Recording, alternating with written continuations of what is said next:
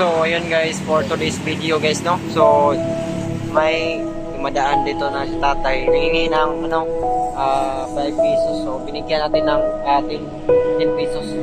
Hindi lang to na nakita sa camera guys, kasi hindi ko nakala na mag-video ko sa kanya. So panoorin nyo guys, sinusundan ko siya.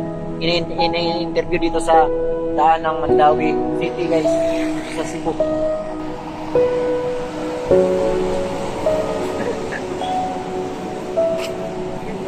Ha? Vlogger? Wala, vlogger siguro to. Guys, mo to yung nangayog 5 ba? Nabot mo nito dito. Sulod.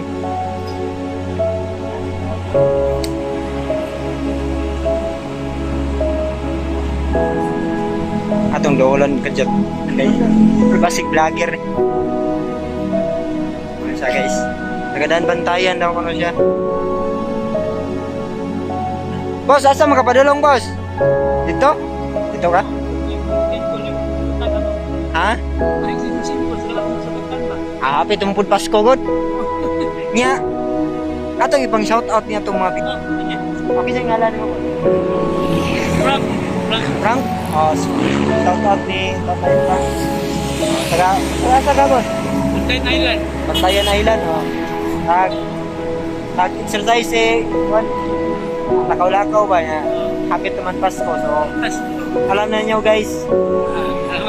So, okay, ato ning i-upload ba sindig? Mabot di sa kon ba? Sa nilaing lugar nga inana nya panhapit mo Pasko. Mamasko ta nila.